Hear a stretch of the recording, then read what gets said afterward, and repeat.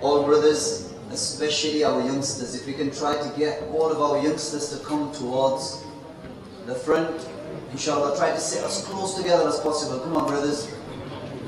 We have got quite a bit of dirt left on our tiles, so if you want to use your backs, then please do wipe your backs. This is the first time we're going to say that if you want to wipe your backs, please do.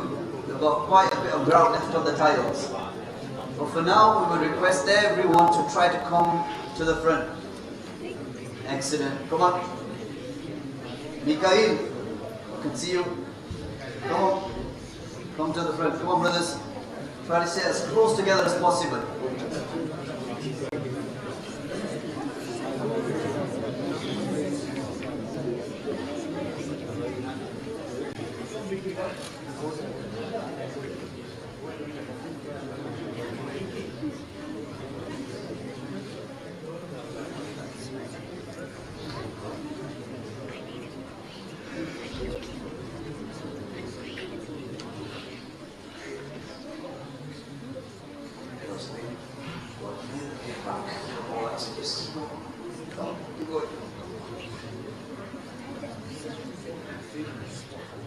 Right. Assalamu alaikum wa rahmatullahi wa barakatuh.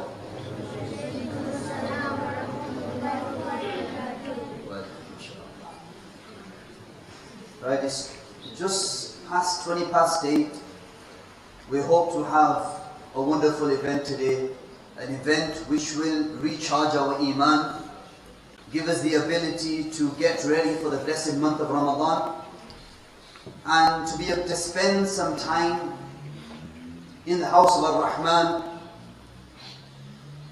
and to inshaAllah take benefit from the ulama and the blessed words of wisdom that will be shared by our guest speaker.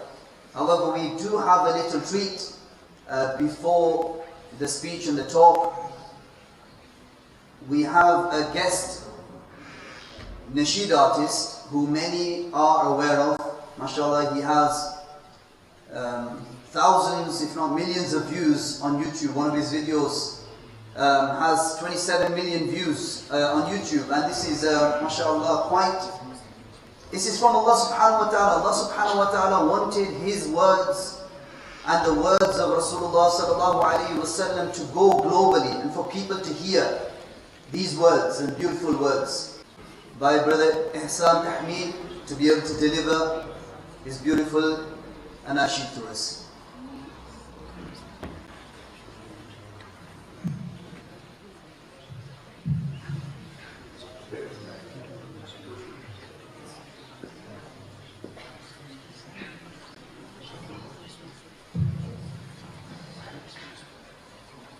Bismillahirrahmanirrahim. Brothers, ulama, youngsters, distinguished guests, I greet you with the greetings of peace, with the greetings of the Jannah. Assalamu alaikum wa rahmatullahi wa barakatuh. First and foremost, wallahi, it's an honor to be in this masjid here, subhanAllah. What a beautiful masjid. I believe it opened yesterday.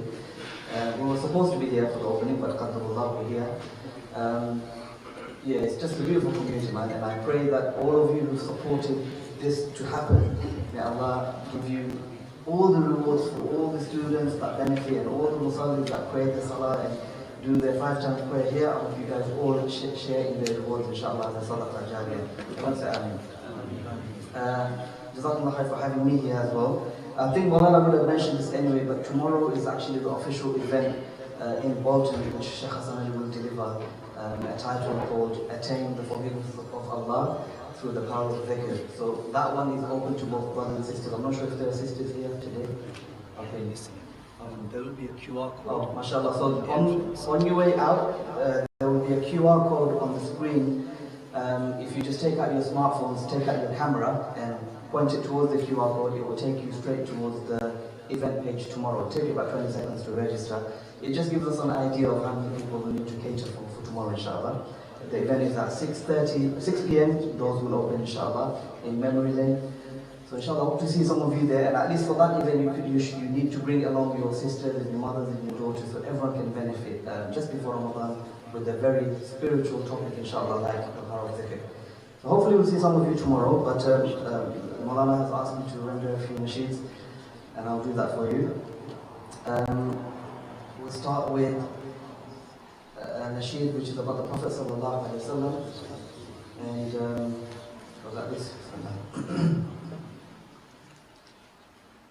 तमन्ना मुद्दतों से है जमाल मुस्तफा देखो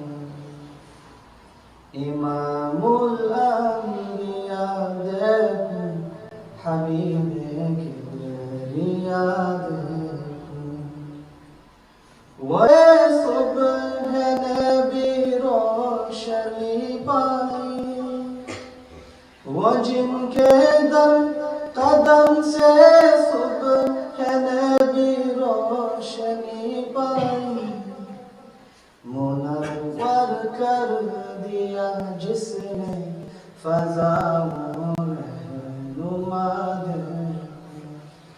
मुनव्वर कर दिया जिसने फ़ज़ाओं रहनुमा वो जिनकी बरकतों से अबर बारा बसते आलम में वो जिनकी बरकतों से अबर बारा बसते आलम में तमन्ना क़ल्ब मुज़तर की वदू में बहा दे तमन्ना क़ल्ब मुज़तर की वदू में बहा दे कदम बाहिर मदीना से तसव्वुर में मदीना है कदम बाहिर मदीना से तसव्वुर में मदीना है इलाही या इलाही I desire to see His pure beauty Ilahi ya Ilahi I desire to see His pure beauty ومبدأ خلق عالم का दुरूद पर सलाम पर ومبدأ خلق عالم का दुरूद पर सलाम पर मेरे मौला ये मौका दे के खत्म अंबिया देखो मेरे मौला ये मौका दे के खत्म अंबिया देखो say amen. That may Allah subhanahu wa ta'ala give us the ability. Shaykh, why have you been doing this lately, man? That's good. MashaAllah. We need to say mashallah. You've been doing this lately, more to me, maybe. I don't know. May Allah give us all the ability to see the face of the beloved Prophet sallallahu alaihi wasallam. Inshallah, say amen. Let's do something for the kids to join in with, yeah? So the lyrics are very simple. The Prophet ﷺ reports directly from Allah subhanahu wa ta'ala that the one who remembers him, Allah will remember them in his supreme existence. Says subhanAllah. That means, let me give you an example. What's your name? Nasir. Say Allah. Wallahi, Allah subhanahu wa ta'ala, the one who made us and fashioned us the way He did, the one who created us, Allah just said nasheeds. Subhanallah. Can you imagine? Subhanallah. Say Subhanallah. Subhanallah.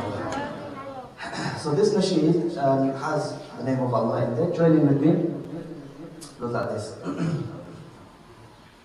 Subhanallah walhamdulillah illallah. Say Subhanallah. Louder. Subhanallah walhamdulillah wa la ilaha illallah. Subhanallah walhamdulillah wa la ilaha illallah. All praise is due to Him, the Lord of all the worlds. All praise is due to Him, for the mercy He gives us all. Now, Subhanallah walhamdulillah wa la ilaha illallah. Subhanallah walhamdulillah wa la ilaha illallah. To Him belongs the universe, to Him belongs the stars, to Him belongs all life forms, to Him belongs our hearts. Subhanallah walhamdulillah wa la ilaha illallah. Subhanallah walhamdulillah wa la ilaha illallah. Every day we should pray. How many times, kids? 5. Say it loud, yeah? Every day we should pray. A bit louder, come on.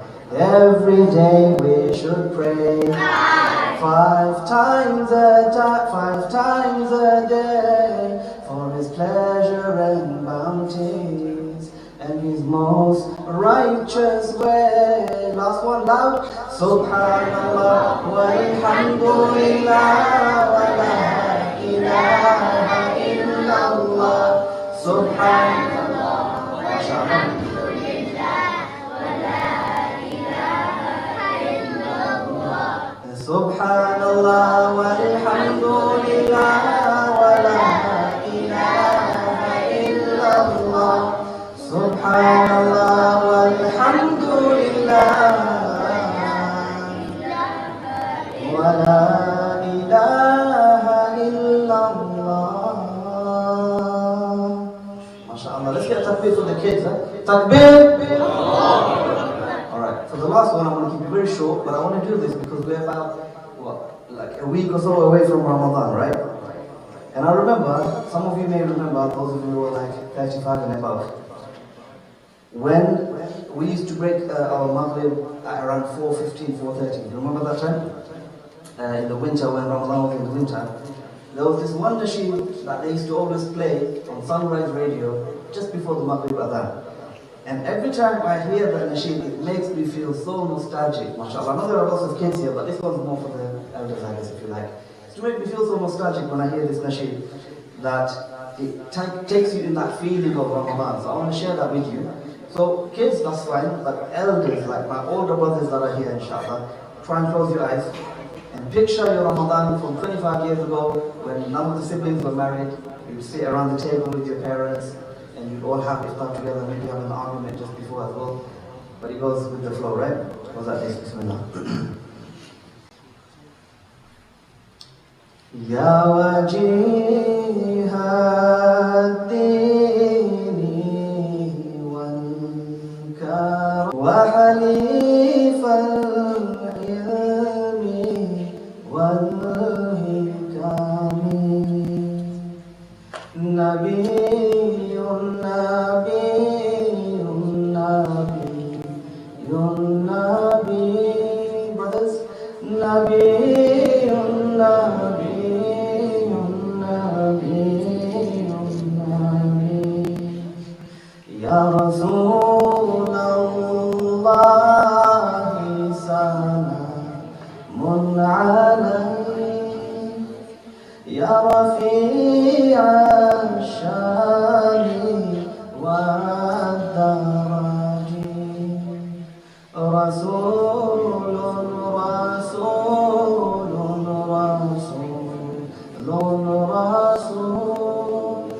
رسول رسول رسول رسول يا رسول الله يا عمدتنا يا إمام الأنبياء الأمنا خاتم خاتم خاتم خاتم خاتم خاتم. You can break your fast now. Alhamdulillah. Have you ever felt nostalgic? Raise your hands for me. Just like to normally get a feel of this. Yeah, I know. You're welcome, you're welcome. MashaAllah. Jazakumullah khair for having me, Maulana. Thank you so much, guys, and inshallah see some of you tomorrow. Assalamu alaikum wa rahmatullahi wa barakatuh.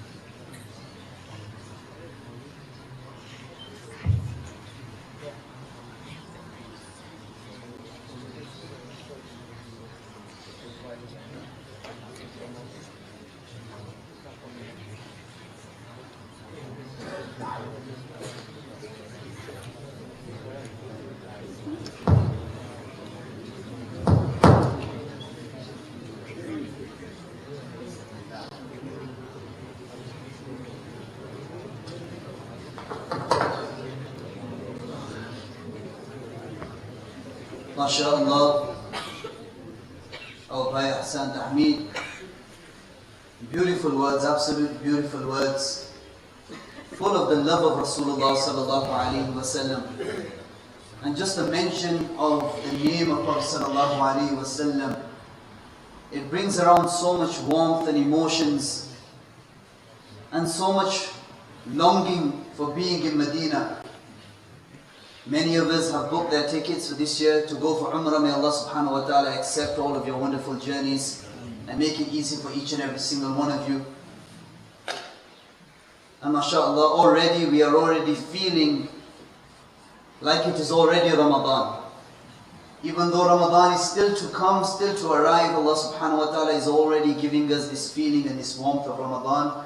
May Allah subhanahu wa ta'ala accept everyone sitting and gathering here today. As we mentioned that earlier, Shaykh was meant to be with us in our Hifz completion Jalsa. However, he has a very packed and busy schedule over the last few days and over the next couple of days. Directly from Leeds, he went to Oldham, from Oldham to Bolton, Bolton back to Oldham, and then from Oldham back to Bolton. But still, mashallah, he is with us today, and you're all very, very fortunate to have such shuyukh and such individuals who take their time out just for the benefit of us all and just for us once again to reconnect with Allah subhanahu wa ta'ala. So without further ado, I would like to call upon our wisdom. All brothers, make intention that whatever I am going to hear today, I'm not just going to listen to it, but I'm going to try to understand and bring it into my life.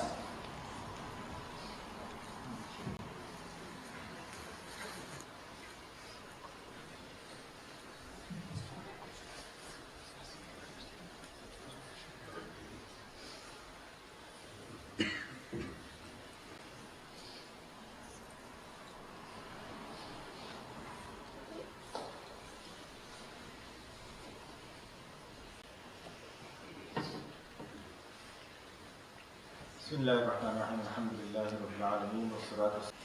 And I'm going to tell you why, and also we've got work to do to make this a proper masjid, to make this a place where everyone wants to come and to find Allah Azza wa Jalla. So why you're fortunate is because coming to this masjid for the opening have so many young people, so many young faces. MashaAllah, that in itself is a massive blessing, that your homes have brought these children here on a Saturday evening when they could be doing anything else outside there. So Alhamdulillah, so everyone say Alhamdulillah. The next thing is that Allah Azza wa Jalla has made you fortunate in the sense that, and I'm not just saying this, I'm not allowed to say too much, but Allah Azza wa Jalla has facilitated for you an Imam like Maulana Luqman, who is here, in the sense that he has got this quality inside him where he can get on with the elders and the youngsters. You don't usually get Imams always coming with that gift. I'm not just mentioning this. You don't always get Imams coming with that gift. So I'm going to ask you as a community to do his khidmah, to be with him the best as you can. He's a young graduate, young alim. May Allah give him a long, healthy and pious life. Say Ameen. May Allah give all of you as well long, healthy, pious lives. Ameen. Ameen. Because you look at me, just Imam Shaykh gets the dua, we don't get the dua. What's no more beaten? Right? Now, the thing is with the, sorry, before I carry on, how long do I have to speak? I don't know, you got food coming in and stuff like that. So how long? I told me it's 8:42 now.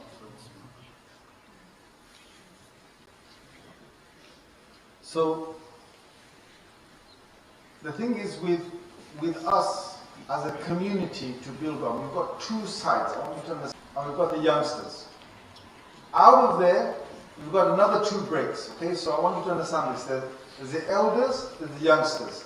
The elders, they break up into two parts, and then the youngsters, they break into two parts. Right, so we've got four different levels of people to cater for. So out of the elders, you've got the people who are adults and the people who are getting very old. Okay? So these are the two categories in the elderly people. The adults, the general adults, and the people who are old. I mean, they are in their 60s or 70s or plus. Okay? They're another category. In the youngsters, we've got two. One is the general youngsters, the ones who are bachelors, who are teenagers, who are probably in their early 20s, those youngsters. And then we've got the really young children. Okay, so there's two categories there. There's four different categories to cater for. All four are in four different phases of life. All four of them are in four different phases of life. And not all four of them understand each other. Baat samajh mein aa gayi? Are you guys with me, yes or no? Yes. No, you're not with me. I need you to talk to me. If you don't reply, I want to say, yeah, I might as well talk in Punjabi or something. Do you guys understand what I just said? Yes. There's four categories of people come to this masjid. And not all four of them necessarily understand each other. Let me tell you why. The really youngsters who come to the masjid follow, they just want to, the dad said, wear your hat, he comes inside. But he really doesn't always understand the adab and the adab of the masjid. Sometimes these young children, they run around in the masjid. It happens, yes? It happens. And we don't want them to run around the masjid. but sometimes it happens, they run around the masjid, sometimes it happens, they're not fully aware of the adab and the etiquettes of the masjid. That's the first one, the bottom one. The one above that, the teenagers and the early 20s, when they come to the masjid, they don't want to come in the masjid and they don't want to get eyed out. They don't want Uncle G's to tell them this, tell them that, make them feel uncomfortable. If the youngsters and I'm talking about teenagers, I'm talking about early 20s, our youth, right in the early 20s, why do we find a lot of the times they don't come to the masjid? The reason why is because they don't want to come to a place where they're being told off, where they're being scorned at, where they're being judged, where they're being told X, Y, Z, and it's like, okay, look, I've had enough. I go home, I get telling off from my dad, I come to the masjid, I get telling off from all these uncles or whatever. You know, they don't find always that coming. So look, they're a whole category that needs looking after. I'm going to come back to all of this in a little while. But then we've got the general adults. The general adults, they come to the masjid, they come, but there's another problem that they have. They come with the masjid. The general adults, they come to the masjid, yes, but sometimes they bring their politics. You understand? Guys, you understand? Yeah. Right. The general adults, who are not the elderly people, they come to the masjid with their politics. One comes with this, one comes with that, one says, you know, this should have been done masjid, that should have been done, this is how you run the masjid, that's how you run the, we need this kind of imam, why is the imam done this, why is that kid, why? So they come with all the politics, right to the extent that they bring their politics from another country. They import it, they bring it through the doors of the masjid. They're like, you know, they'll bring like, you know, all the things about Nawaz Sharif and some other Sharif and some other person in Pakistan, and if there is a Bengali masjid, it'll be like, you know, the BNP party, it'll be some kind of, you know, the Hasina sort of party, the Awami League party. If it's India, it's going to be against some BJP party, some other party, and they bring even that in the masjid. These are the general adults that you have. And then you've got the elderly people who are in their 60s and 70s. They come to the masjid, they just want to come inside, they just want to worship, and they want to go home, but they also bring some baggage. Their baggage is they want the temperature in the masjid to be like 30 degrees or something, right? They want it to be 30 degrees, central heating all the time, they want all the windows shut, they want peace and quiet. They don't want a single sound in the masjid. It's like my time has come to go to my grave. Okay, so please don't disturb me at this time. Everything I've done in my life, I need to make up for it right now. So I'm here in the masjid. Please don't disturb me, but I need my own, you know, my own little things inside the masjid. So then these Uncle G's, you know, the real elderly ones, they have designated spots inside the masjid. It's like that spot is my spot. You know, doesn't matter what happens to that, me, whether I go for wudu, whether I go for a 5-minute break, or I go for a 20-minute break, or I go for a half-an-hour break, I can go home and come back. But that spot is my spot. And you gotta know that spot is my spot. And nobody comes to that spot except for me. And nobody takes that spot until you put me 6 foot down. Alright? And that's the only time you're gonna take that spot. So they come with another set of things. So each of these 4 categories, they're coming with their own, you know, way. Now, the imam has a very difficult job. Very, very difficult job. I've been an imam. I've been a full-time imam for 3 years. I know Muhammad's probably done more than me, but I've been full-time imam for 3 years, and I know how difficult it is. Because you come in the masjid, so first thing is, there's an argument about the heating in the masjid. Is it too hot in the masjid? Is it too cold in the masjid? You know, should the heaters be on? Should the heaters be off? Is it? And it's between those elderly lot and the general public. All right, that's one thing going on. The next thing going on is those general adults that bring their politics inside the masjid. And then you've got the sectarianism inside Islam. One wants to have this sect, one wants to have that sect. One wants to make it a bit more sort of Sufi, one wants to make it a bit more Salafi, one wants to make it a bit more right-wing, one wants to have my this, my Gujranwala, my this, my Punjab, blah, blah, blah, blah, all that. They did it like this. That's how one says no women inside the masjid, another one says women are going to come inside the masjid. You know, who are you? He says, who are you? And all the imam in the middle.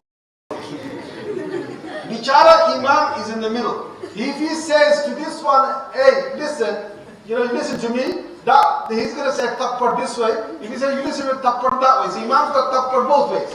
He's going to be careful because he's got both coming, and he's going to keep them happy, right? And then you got the whole thing about, okay, the youth I talked about, right? Imam's got a whole massive thing about the youth. Most of those youth, unfortunately, they don't come to the masjid. And I'll tell you, I'm going to talk straight. I'm going to tell you straight up why these youth don't come to the masjid. Right? And you've got to understand it. You've got to look at it from their perspective as well as your perspective. Look, I'm reaching 50. I've been through 3 of the phases. I'm reaching down the 4th phase. You know what I'm trying to say? Like, I'm getting to the uncooked stage, the one that, 6 foot down soon. Right? So I'm not there yet. But if Allah gives me hayat, I'll go to the 4th stage. Right? By that time, I don't know who I'll be, but hopefully, inshallah, I still understand the 4 categories. See, I've tried to develop a mindset that I understand all 4. If the Imam is able to understand all 4 categories, he's at least got a starting point to try and make something work. Now, the blessing of this masjid is you haven't got too much politics from the committee level, because your committee level is very, very, narrowed down to a few individuals. This is a super alhamdulillah. This, honestly, I'm telling you this now, a super alhamdulillah. And I'm going to say another thing right now.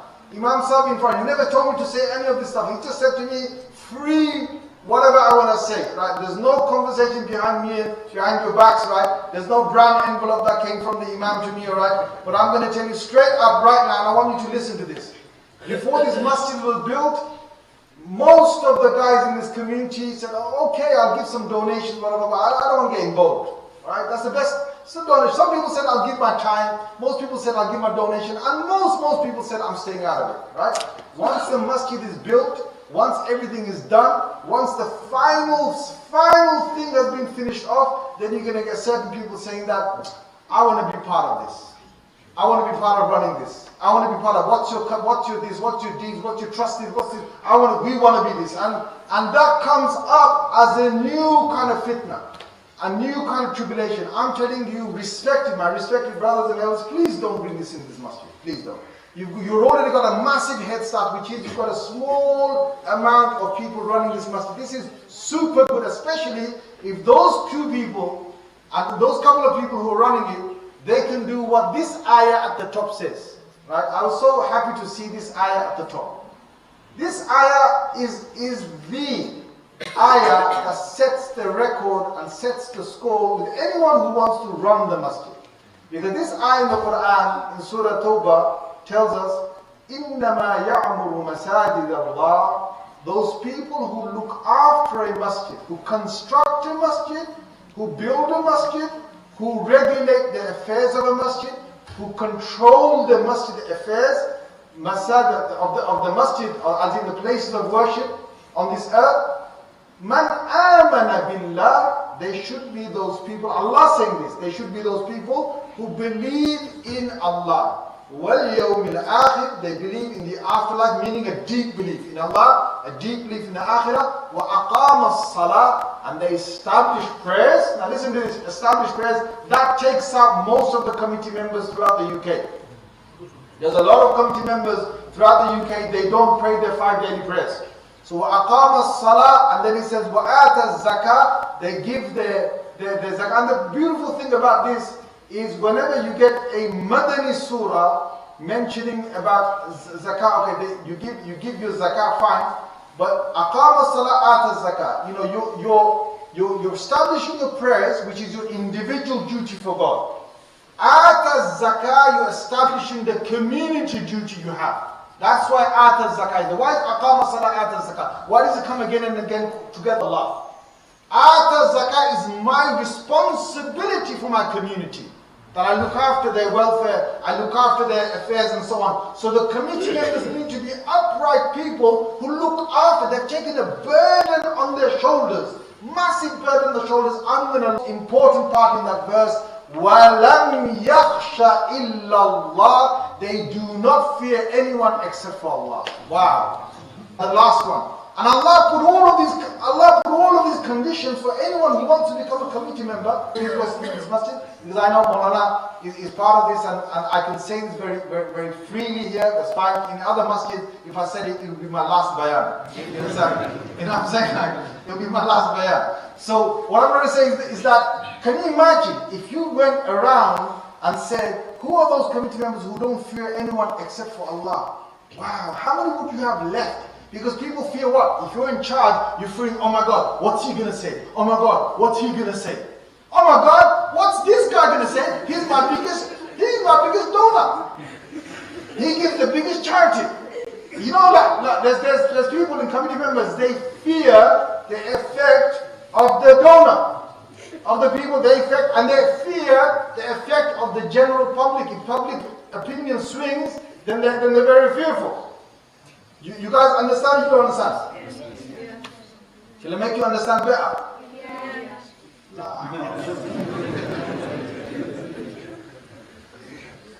You know, when there's a public sway, sometimes it becomes too big, and the people who are running the power, they're like, okay.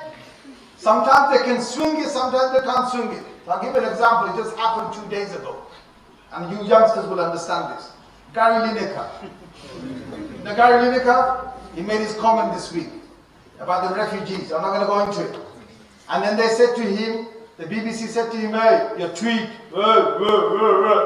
And Gary Lineker said, I'm standing by my tweet.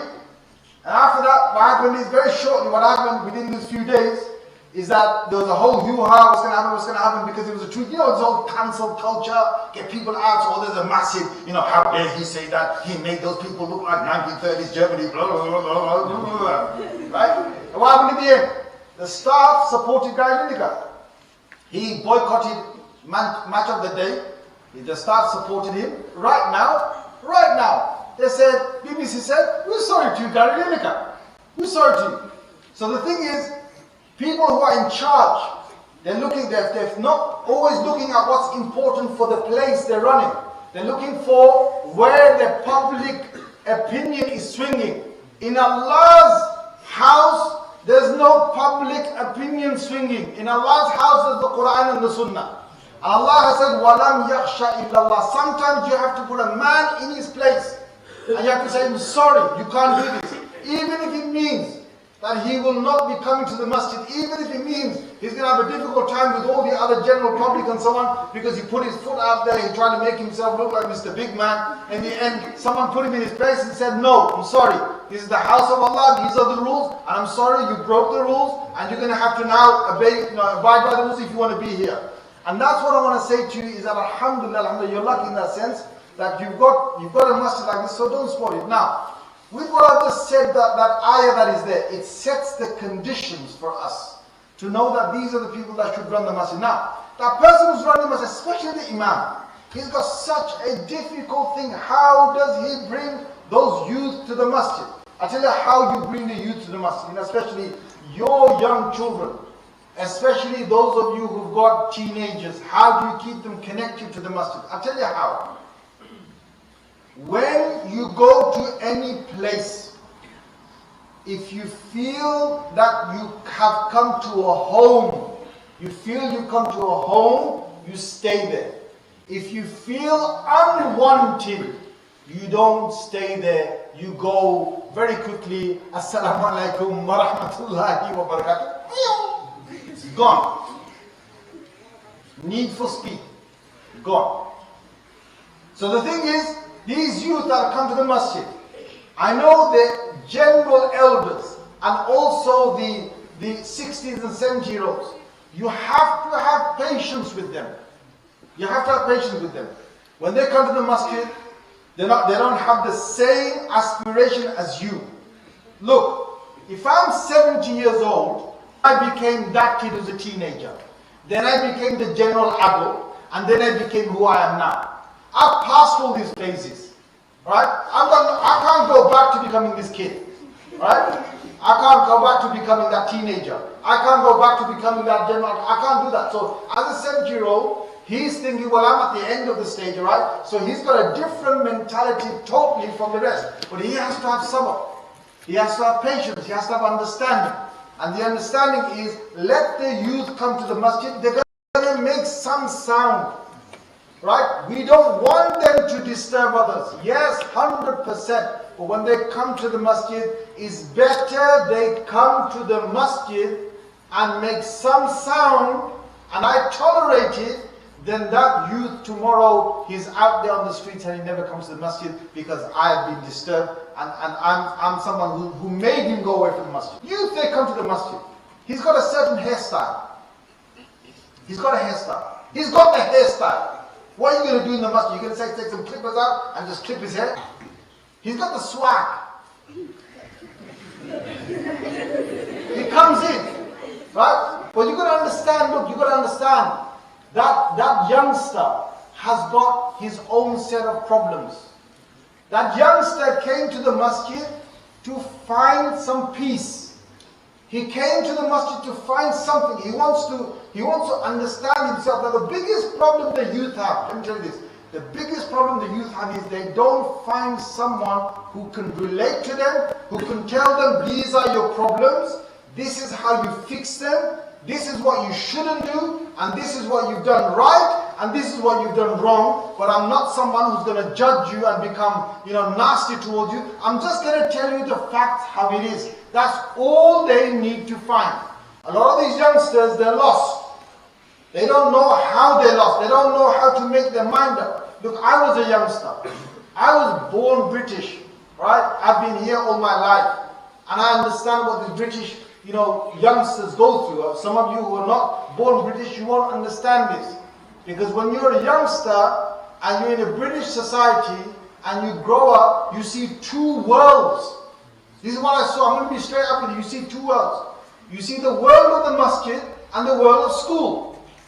The world of masjid, rightly so, because it's the house of Allah. You have to have rules here. It's a place of worship. You come to the masjid, you've got to sit down, you've got to read, you've got to pray, you've got to listen and abide by the rules. You can't speak out, you can't do anything outside those rules. Okay, fine, that's the world of the masjid. The world of school is run around. The world of school is sweeties. The world of school is trips. The world of school is, have fun. World of school is playground. World of school is friends. Now right now it's mobile devices. My time we never had mobile devices. The world of school is, you've got freedom. You can do what you want. You've got Gore there. You've got, people who are telling you that this is, that's your religion. This is my religion. This is my way of life. That's your way of life. There's people telling you all sorts of lifestyles. You're seeing it with your own eyes. When you hear it with your own ears, there's another world. Now when you grow up as a British, individual, and you come to the masjid for maktab, and you learn, and you go to school for 5-6 hours, you come into the maktab only for 2 hours, and you're already got a disadvantage already from Islamic point of view. Because you only come to the masjid for 2 hours a day, and you go into the school for 6 hours a day, and then what happens is, you start to grow, and when you get to a teenager, your hormones kick in, and you start to grow up like a man, and you kind of feel, yeah, I'm a man. And you're only 12 years old. I'm a man. Yeah, I can do it all myself. At 12 to 14, you kind of get that thing. You get your little, you get your growth coming. Your Adam's apple pops out. You're suddenly your Incredible Hulk. You're someone different. You transform. All right? And then what happens is, you kind of think, you ever seen these 14-year-olds and 13-year-olds, they're a bit moody. They've got their zips on their face. They're like, sometimes they don't know what to do, right? They don't know what to do. So basically they go to school, they come to the masjid, or they go here, there, and it's like, they haven't even made their mind up what they want to do in life. And right now what's happening with the kids is the smartphones has opened up another world. The PlayStations, the online games, the online chat, the smartphones has opened another whole world for them. And when they see all that world and they get mixed into it, all they want to do is they want to leave the masjid. When the kid leaves the masjid at 14, 15, 16, then they sit back and they think, what? Do I want to go to that masjid? I've got friends out there. I've got a whole, I've got friends out there calling me. We're going to have fun time. We're going to have party time. We're going to go out there. We're going to go to someone's house. We're going to play PlayStation. We're going to play FIFA. We're going to do this. We're going to do that. That's one choice. Another choice is come inside the masjid and then just sit down and just have to listen to someone. But the thing is, youngsters, I want to tell you, you don't understand the value of this place. Let me tell you the value of this place. This room here, this room that's been built, out of all the places in the whole of the world, out of The whole of the place, let's say the whole of Dubai, the whole of, let's say, America, the whole of, let's say, whether you're going to say these clubs or these places where they have hotels and they have receptions and they have restaurants and they have, game centers. Out of all the places, you have the places that you would love to be, like the bowling centers and the cafes and the places you can go out and so on. Out of all those places, the hadith, the Prophet ﷺ, who's never lied in his life, said, "Ahabbul biladi ila Allahi masajiduha." The Prophet ﷺ said, he said, these places of worship, the masjid, they are the most beloved of all places to Allah. So where you've entered is, you've entered a place where Allah loves it the most. Because in a masjid, it is haram to trade. To make business in the masjid is haram.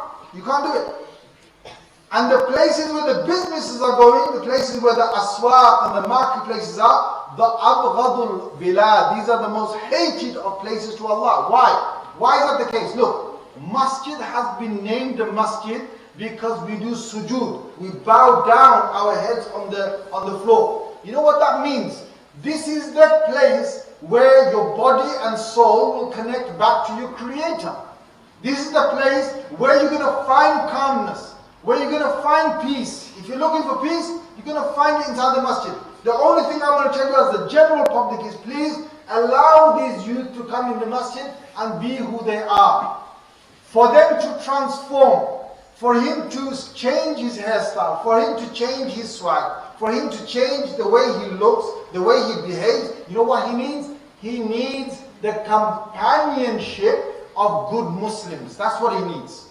Any person who changes, I don't care who you are. If you change in a bad way or if you change in a good way, you change because of your companionship. Let's think about it. Think about your life. Anyone here, sitting here, if you're with good people and he had a good effect on you, and any time you stayed in life with bad people, you had a bad effect on you, if that ever happened, put your hands up. Come on, put your hands up high. Let's all see. Put your hands up high. That's it. This is the golden rule. This is it.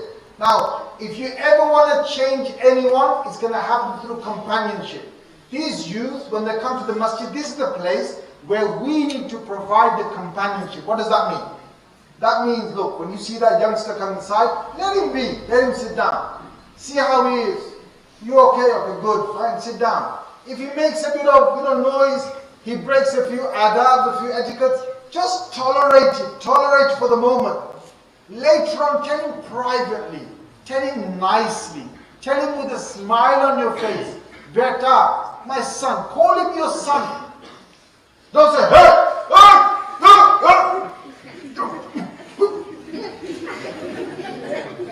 What is that?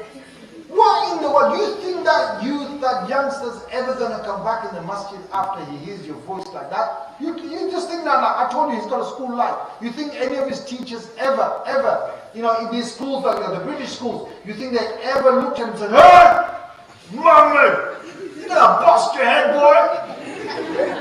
You think he ever heard that? Even if he messes around, they have special needs teacher, they'll put him into one-to-one. You know how many systems have got out there? He said, Muhammad, we shouldn't behave like that, should we, Muhammad? No, Muhammad, we shouldn't behave like that. No, Muhammad. Look at that, and look at, hey! So when he comes to masjid, look, tell him in a nice way. Smile on your face, one-to-one. Don't shame him up. Tell him when nobody else is listening. Tell him, better please, when you come next time, just a little bit, just put your phone away. Put it on silent at least. Just put it on silent. Don't tell him phones are not allowed. Look, we know, we're not supposed to use our phones here for other reasons. We know that. But look nicely. Let him feel it's a home. And let him feel he's got people who care for him. That's it. He's yours. If you can make him feel it's a home, how do you make him feel it's a home? The way you make any guest that you want them to stay in your house, let them come in the masjid and treat them the same way. Let him feel you're a person who wants him there. But he just doesn't know a few adab, few etiquettes. Tell him in the nicest way. Make him feel welcome. But don't go overboard. The overboard is very bad. Alright, let me tell you what overboard is. Overboard is you see him coming, you go up to him, he goes, where have you been? Huh? I haven't seen you in the masjid for ages, lad. What have you been doing? Where you been, lad? Or even with adults, general adults, sometimes adults, they've told me this themselves, I can't go to the masjid. I said, why can't you go to the masjid? But because I haven't been there for ages. Seriously, I said, what's going to happen if you go there? There's a real person telling me this. He goes, if I go to the masjid, everyone's going to say to me, where have you been? If you ever see a person who's come to the masjid after so long, don't ever make them feel like that. Just a normal day. You're okay, it's fine. Now he hasn't been there for a long time. First is, if you noticed him missing, you should be the one going, and this is the sunnah of the Prophet ﷺ. I don't know if you know this. Out of mercy, not because the Prophet ﷺ is checking on them, not because he's spying on them. Out of sheer mercy, the Prophet ﷺ at Fajr. Or imagine at Fajr, he turns around, all the Sahaba sitting down, they're doing the tasbih. The Prophet ﷺ is doing his tasbih, he just takes a glance at the crowd. That's it. And Allah obviously has given him such knowledge and such ways of seeing things that ordinary people wouldn't be able to see. So the third day, he says to one Sahab, says, so-and-so used to come for Fajr, and I'm not seeing him come for Fajr like for the last 3 days or last few days. Is he okay? Just out of mercy, so that Rasulullah can go to his house, can visit him if he's sick, can offer him some help, can make sure that if he needs, so maybe he's lost, maybe something happened to him. Subhanallah, look at it. And it's only out of mercy, nothing more than that. Obviously they were munafiqeen. They never used to come for Fajr. Rasulullah would never ask about them. But the genuine believers who came to the masjid, the Prophet was asking, is he okay? Is his affairs okay? Are his affairs okay? Now, that should be my case and your case when you haven't seen someone who's come to the masjid, is that we should feel that, let me go out early. Let me see this up. Literally, okay, it's not like, bruv, 3 days, bruv. You haven't been to the masjid. What do you think this is? Some kind of prison camp? Are you getting his register? You're making him feel awkward. We haven't seen you. Why haven't we seen you? No, don't do that, man. If you care for someone, show them your heart. Show them your heart. Honestly care for them. If you care for someone, they'll feel the love. They'll be yours. These youth, they need someone to open up to. Now let me give you one idea of bringing the youth in the masjid. And one of my local masjids started this. I've given this idea to many masjids up and down the country. And alhamdulillah, some masjids have taken this on. This is a wonderful way of bringing the youth in. Okay? So generally we want the youth to come in every single day. This is their masjid. Look guys, you youngsters, this is your masjid. This is your place. You find Allah here. And you find calmness here. You find peace here. Before I just go on to the thing I want to tell you about how to bring the youth in the masjid, I just want to tell you, the other day somebody asked me this question. We were in, where were we? We were having a dinner somewhere, I can't remember, after one of my events. And there's only 5 people on the table, and one of them said to me, he said to me, this is an ajib question. He said, Maulana, we were just discussing this. They're talking amongst themselves. I came and sat down. So Maulana, we were just discussing this. He said, if I was to give you maximum budget you need for a masjid, if you need £1 million, I'll give you £1 million. If you need 10 million, I'll give you 10 million pounds. So money is not the issue. So you have 10 million pounds to build your perfect masjid. What would you do? And what would be the ideal masjid you would build? You know what I said to him? I said 1 million or 10 million wouldn't do me the masjid that I want. And you're probably thinking 50 million, right? Huh? Bolton, you think no. I said money is not the issue. I said 1 million, 10 million, I can't build the masjid I want. I said why? I said because the masjid I like and I want is the masjid when you go in there, you find people that are connected with Allah. Those people that are sitting there all connected with Allah. You go in there, you just want to be in their presence. There are certain, wallahi I'm saying this in the house of Allah, wallahi I'm saying this to you. There are certain masjids I go there. They might not be the most fanciest masjid. They might not have the decor. They might not have the place built up. But when you go there, you feel spirituality in that masjid. I don't know what it is. You just go in there, you sit down, and you know what it is? These chachas, these uncles are sitting there. And you kind of see some of them and you think, wow, they're just sitting there. They're just worshipping Allah. They're doing the dhikr of Allah. They read the Quran. And it's because of their a'mal, because of their actions, Allah has brought about a barakah. Angels always frequently visit that place. And their a'mal, their Quran, their connect with Allah, their tears in front of Allah, their way of, just making those dua with broken hearts in front of Allah. You know what? It's brought about such an energy inside the masjid. You go in there, you feel connected to Allah. And I've said, there are certain masjid, wallahi I'm telling you this. The certain masjid, I've been to one masjid, wow. They spent millions. I went there, I couldn't feel anything.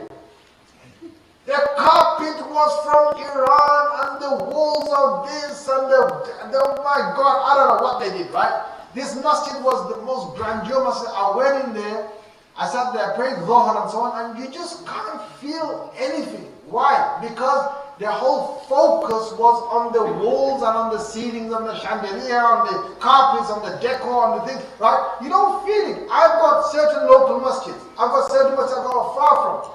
I've got certain masjids, I actually love to go to certain masjids. There's certain masjids I love going there. Why? Because I just feel the connection there. And why? Because the brothers are there. And the brothers, you know, if you travel, you'll see this. There are certain masjids that you go inside there and it's like, but you don't feel the brotherhood. You don't feel, those masjids, the certain masjid, you have a hustle bustle. You have a hustle bustle, you have brotherhood inside there.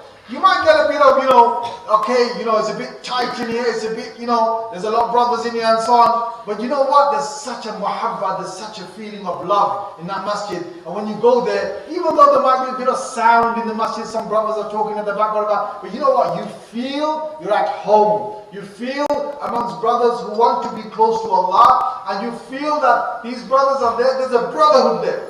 There's other masjid you go to, you don't feel the brotherhood. People there will only give you salam because they need something of you. I don't know if you've ever been to a masjid like that. The certain masjid you go to, they only give you the salam only because they know you, they know you got something, or they know you're a big man, or they know you're something, some professional, something like that, they'll give you salam. Otherwise, ordinary person, he doesn't get salam. And you can feel it, there's a kind of a no brotherhood there. When that person asks me the question, if I give you 1 million or 10 million, what masjid would you go? Men, those men who are, when Allah praised the masjid in the Quran, He praised the men.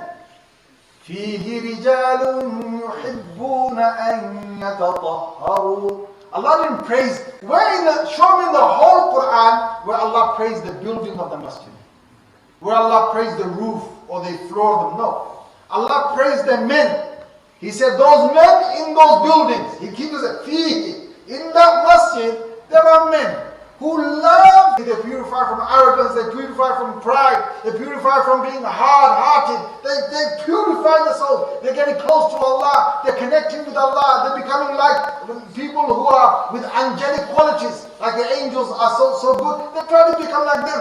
Allah praised them with that. You look in Surah An-Nur, you'll find, subhanAllah, Allah talks about, the whole thing says, Nurun ala nur. Allah says, light over light, yahdillahu man yasha li nurihi. Allah says, He will guide whoever He wants to His light.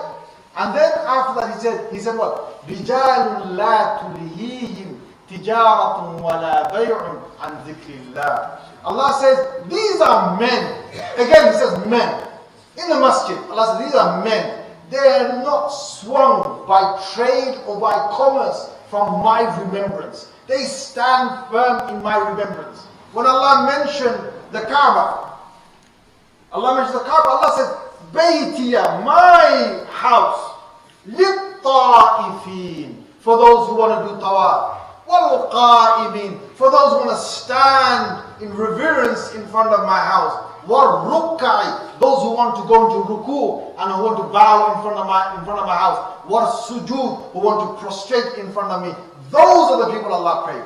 And the masjid is called a masjid because it's a place of sujood, a place to bow down, a place to lower myself, not a place to show my arrogance. La ilaha illallah. The Quran said, وَمَنْ أَظْلَمُ مِمَّنْ مَنَعَ مَسَاجِدَ اللَّهِ أَنْ يُذْكَرَ فِيهَا اسْمُهُ وَسَعَى فِي خَرَابِهِ. Allah says, who is more of a cruel person, evil, cruel person, a person who has committed oppression, who's greater than the one who stops people coming to my house and remembering me.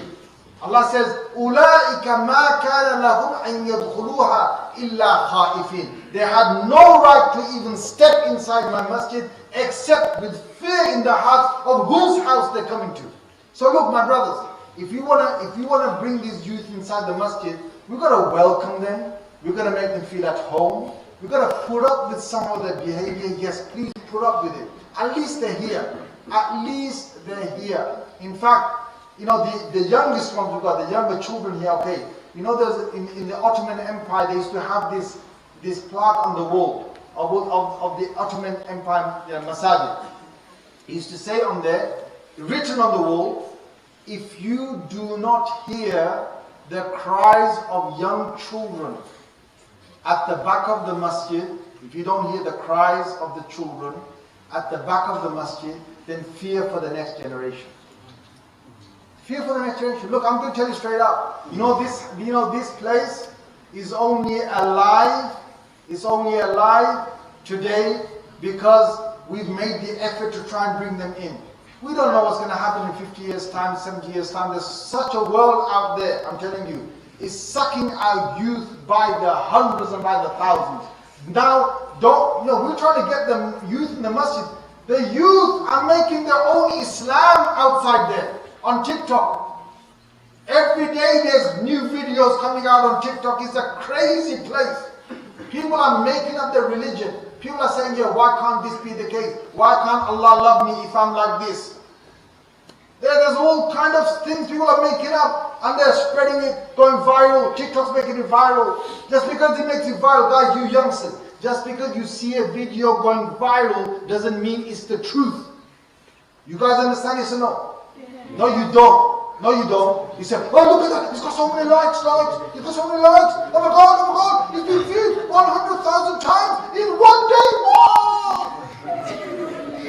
He got so many followers in one day because of this one video. If I had done that video, oh my God, I would have so many videos. What's wrong with the youth? Something goes viral, you think that it's the thing. Look, you know what Winston Churchill said? I'm just quoting one of his statements, not that I like the man. I'm quoting one of his statements. He said, a lie gets half the way around the world before truth can put its pants on. You guys understand? A lie, when you say a lie, it gets halfway around the world before the truth can put its pants on. And get ready. Right? Another one said, if you say the same lie 100 times, people think it's the truth. You're being fooled. This whole thing about something's gone viral so many times, that doesn't make it the truth. That doesn't make it the truth. No way. So I want to tell you this, look. Let me just quickly get back to what I said about bringing the masjid, the youth to the masjid. It's been a bit successful, and may Allah give tawfiq for many other masajid to do this. What they do is every 2 weeks, they have a youth night. Short one, not long. You don't have to do long. Youth evening, okay? So what you do here is you call your local youngsters. So these are youngsters who are teenagers and those in their early 20s. They come, and you've got to have an age group for this. So you can say from the age of like 13 all the way till the age of 20 something, 21, whatever, or 18 something, 19, whatever. Okay, you make an age range. But what you say is this, you say you're going to come to the masjid and it's going to be just you lot and the imam. Okay? And you can just ask any question you want. This is just no parents, no elders, Nobody have like a 1 hour of, the Imam might give some kind of, speech, something fine, but then he opens and says, look guys, ask me any question. You know what kind of questions they come up with? They come up with questions about their lifestyle, they come up with questions about the relationship with the opposite gender, and even the same gender. They come with questions about, all sorts of things going outside there, about drugs, about some guy who's done this, about some drink that's out there, some whatever. Anything is open. And they're not going to be judged because it's just them and the Imam. And all you do is a bit of pizza, bit of, chicken and chips, whatever, what they like. Alright, bit of that you have. It won't cost you much. I'm sure you can get the donation from the general public. Every 2 weeks, you have that. And then, what's that done? It's brought the youth to the masjid because the youth feel, we can go there, we can ask our questions, and we can get answers. That's what they want. They're scared to their wits of asking a question. They don't know who to go to. If they go to the dad's going to basically beat them up or, kick them out, right? If they go to their uncles, this and that, they're going to get frowned upon. If they go to any of the chachas in the masjid, they're going to get grasped up to the dad, back to beating up again. Right? So they don't know what to do. So the only place they go to is the internet. On the internet, they're going to get lost. So what we need is true companionship. If you want to make any change with anyone, you need companionship. And a good companionship. So let them come to masjid. Let them feel at home. Let them feel that they are, that they're wanted inside the house of Allah. Let them open up to you. And you be someone without judging them. Offer them the help. A lot of youth are messed up with mental health issues. They don't even know how they got it. They don't know what to do with it. A lot of them need to be told how to be an upright individual. So anyway, I'm gonna be wrapping it up here. But what I want to say to you is that's one idea I'm giving. Now, of course, after that you can make your youth club. You can make other things fine. But this one is in the masjid. You have a couple of weeks. Every couple of weeks, you call them in, and people get that chance, especially the youth get the chance to voice their opinions. Now, finally, what I'm going to say is this. My brothers, this place, we want to make it the place, not only I worship, I want my son to worship here, I want my grandchild to worship here, and inshallah, bi'idhnillah, obviously this masjid is not going to cater for your community, even probably today, I don't know. With this many people here for the opening of the masjid, I don't know. But within a few years, you're going to find that this masjid is not going to be able to cater for the community that's around here. Okay? Now that's a good thing. Because inshallah, bi'idhnillah, you'll have another masjid coming up. And another masjid coming up. There's nothing wrong with that. Have many masajid, fine. But as long as we can keep one thing alive, the masjid will stay alive. This is my final thing I'm going to say to you, and then I'm going to stop. What's that one thing? If you keep it alive, your masjid stays alive. And once that dies, the masjid environment dies inside the masjid. What's that one thing? Anyone tell me, put your hands up. The men? Children. No, not the children. Anyone else? The imam. If the imam dies, you'll have another imam. Don't worry about it. Right. Anyone? Anyone? No? Yes, at the back. Huh? Amana, the trust. Yeah. No, not that. Something else. Anyone else? Tabligh, not necessarily. I tell you what it is. Let me tell you what it is. Because a lot of people don't, and this is from the Quran. I'm going to prove it from the Quran. It's Islamic education. Madrasa. If the madrasa dies, the masjid will become empty. If the masjid becomes empty, the madrasa doesn't die. The masjid becoming empty doesn't stop the Islamic education. But if Islamic education and the madrasa dies, you have no ulama being produced, then I'm telling you, what will happen is the masjid will be gone. After 56 years, the whole masjid will close. And then no one will come. Why? Because in the Prophet ﷺ sunnah, what came first? The masjid, the madrasa. Which one? The madrasa came first. Look at the seerah. Darul Arqam was Rasulullah ﷺ madrasa. The madrasa came first, then Masjid al-Nabawi, and en route towards Medina, Masjid al-Quba, Masjid al-Jum'ah, all were established by the Prophet ﷺ 13 years later. Right? What's the first ayah that came down? Before I say this, is it, oh people, worship Allah, Ya ayyuhan nas u'budu? Was that the first ayah that came down? No. What's the first ayah that came down? Iqra. What does Iqra mean? Read. Education. Why did Allah say Iqra first? And not u'budu, not usjudu. He never said bow down. He never said sajda. He never said worship Allah. He said Iqra. You read. Why? Because Iqra, reading, is the foundation of all civilization. It's the foundation of all communities. Foundation of the entire religion is Iqra.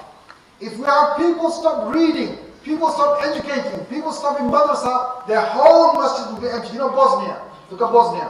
Why do you think Bosnia went through this crisis in the 1990s? You know why? Masjids, only the imam would come. Sometimes not even the one person, just the imam. Sometimes the muaddin comes, the imam's up there. Sometimes imam comes, muaddin's up there. Sometimes all three of them are not there. Then after a little while they lock the masjid.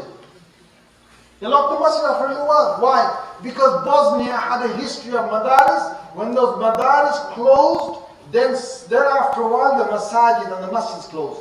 The whole of tabligh and so on, all that will also come down. It will stop if it's not for the madaris. Madaris create the tabligh and the dawah. Madaris create the people who will open masjid and revive the deen. So with that, what I'm going to say to you now is, now that you've supported your masjid, you've supported this building, and alhamdulillah, mashallah, you've got some wonderful donors here that have given towards the masjid. So may Allah bless all of you and your rizq and your barakah, and say Ameen. I say Ameen loudly, man. Ameen. They deserve our du'as. But more than that, my friends, you better look after the madrasas. Madrasa inside this masjid, this Islamic education. That's what's going to change the entire community. That's what's going to be the seed for the next generation. The next whole massive wave of Islamic learning and Islamic teaching and Islamic dawah tabligh and Islamic propagation is all going to come from the seed of the madrasa. So with this, whatever darul, whatever, even if it's not darul, even if it's within the masjid, the Islamic education, please support that. Jazakumullah khair wa akhir da'wana and alhamdulillahi rabbil alamin. So dua, short dua.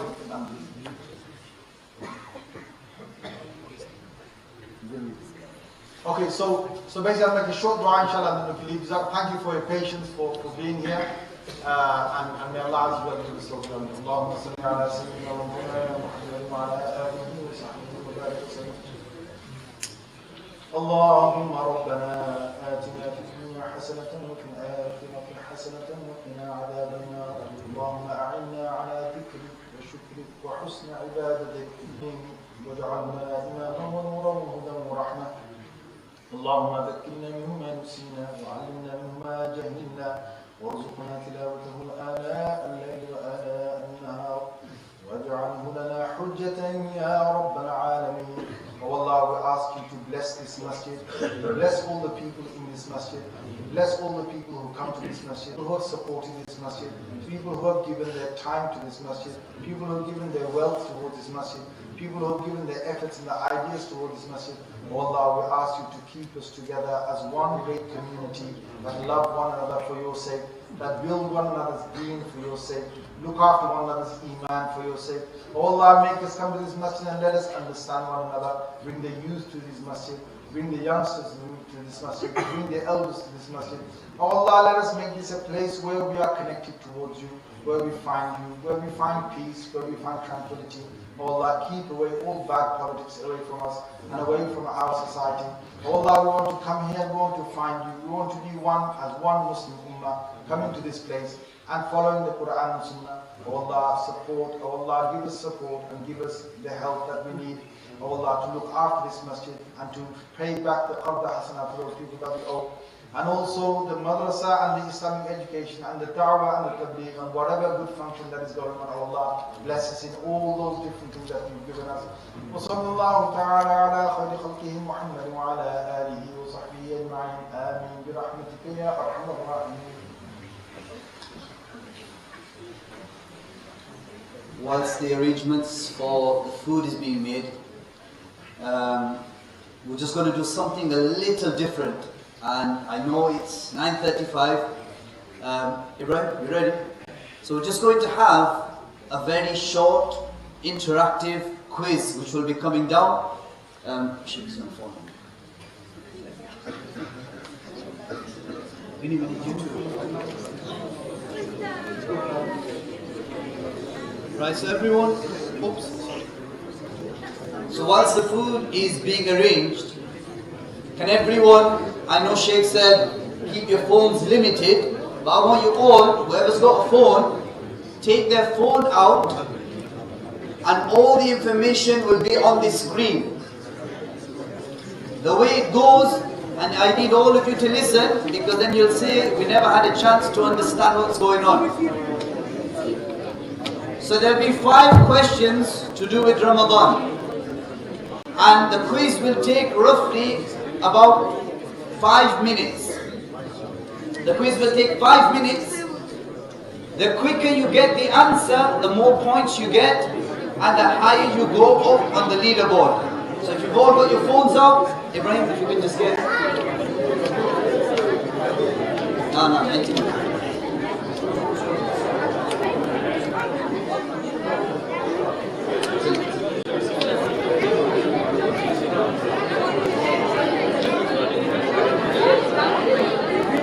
Could we ask all of our youngsters so we can start the quiz? Honestly, you'll have a great time in this quiz. It's fantastic, but we need everyone to be quiet before we start. Right, everyone, menti.com, type in on your phones, menti.com, and put that code in.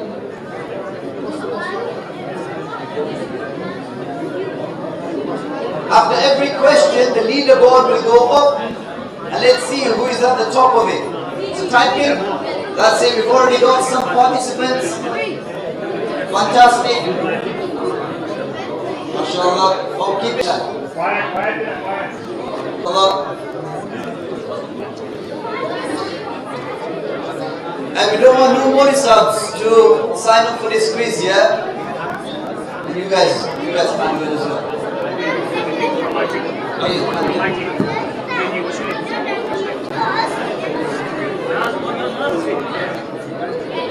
41 players. Get ready.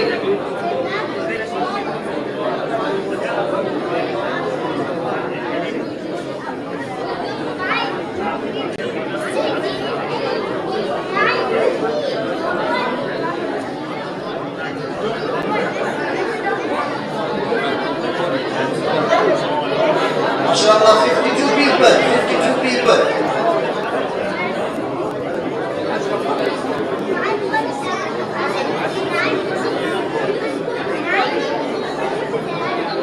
We're going to give 30 more seconds. 30 more seconds. You guys on?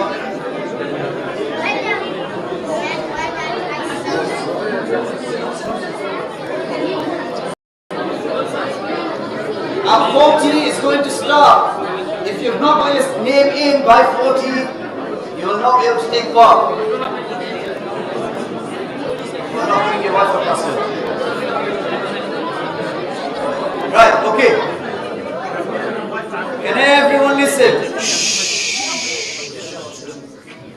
Right, the way it works, there's only 5 questions. The quicker you answer, the more points you get. But don't be too hasty in putting a wrong answer, because that will be 20% of your overall marks. So don't think, oh, I know what it is, and you just type in something random, because you'll end up not being at the top. So read the question carefully, and let's see who gets on the top of the leaderboard. 65, come on guys. 65. Right, okay. We start exactly at 41, Ibrahim. At 41 we start. But we need absolute silence. Keep it down.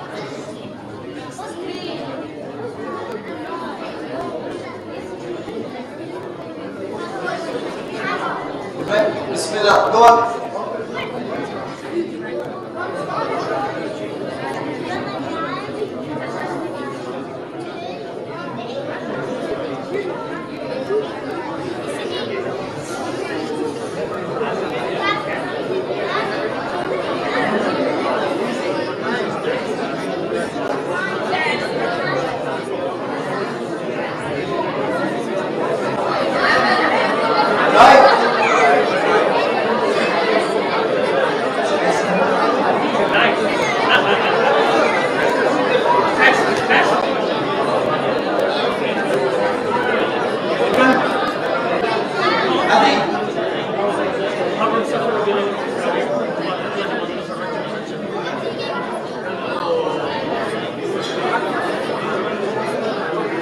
Don't go to the next one yet.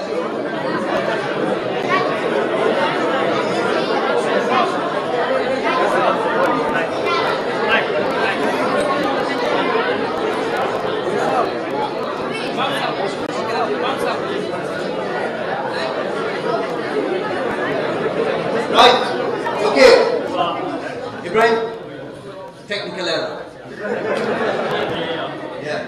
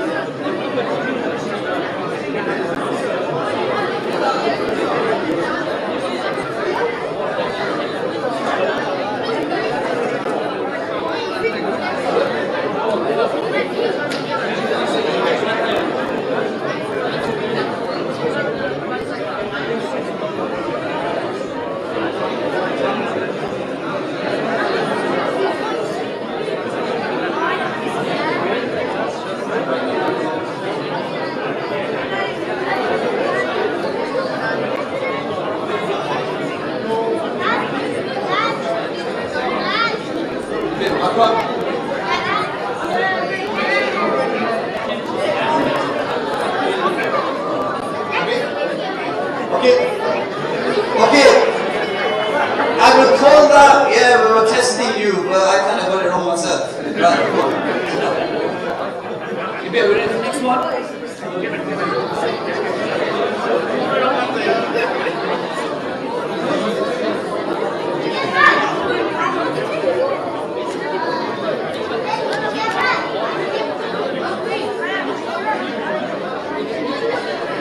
Right, everyone, let's carry on. Second question. Shaykh.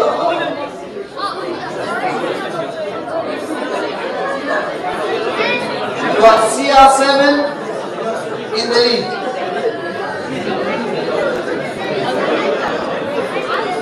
Right, next question. Bismillah. Question number 2.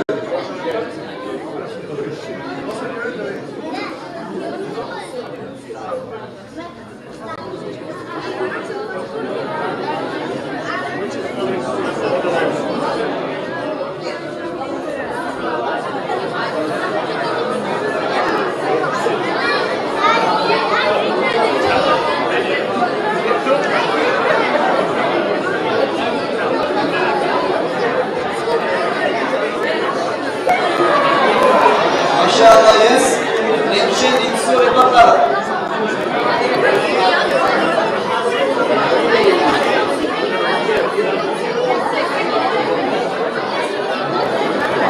Okay. Mashallah, we have MD in the lead so far. Hasan. I'm sure that's someone is up. Oh. Question number 3. On the day of judgment, those who fasted Ramadan will be told to enter paradise through which gate?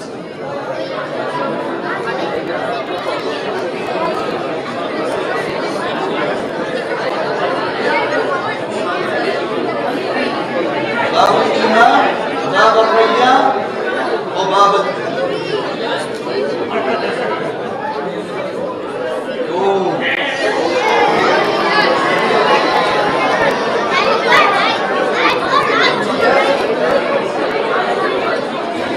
More light.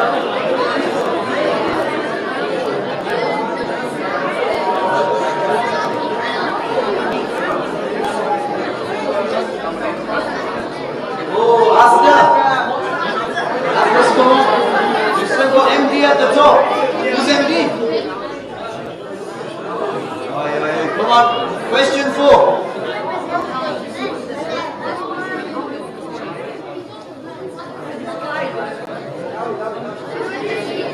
On which day does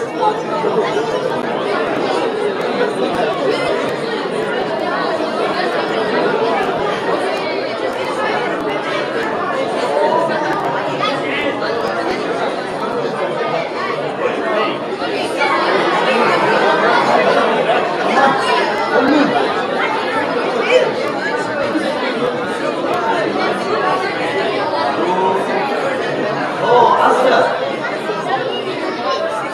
Yes, Asda. Asda, MT and CR7. And Hasan, you've gone on to number 4. Asda. Question number 5, the last question.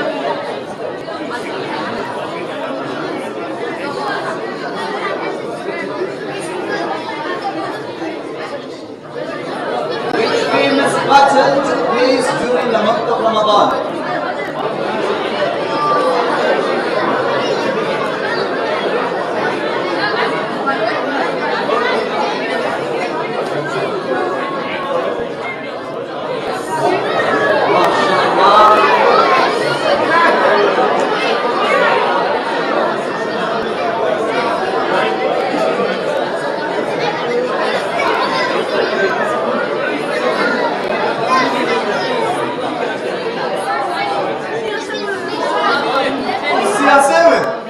I said no money subs allowed, man. Oh no. You know what? Not allowed. Who's second position? Hasan? Melissa, what a guy, man. Melissa, what Imam? I'm not following the rules. MashaAllah. Hasan, absolutely fantastic. Again, this is something that we're trying out. I think it's a fantastic way of getting everyone interactive and learning about Deen at the same time. The program has gone on for quite longer.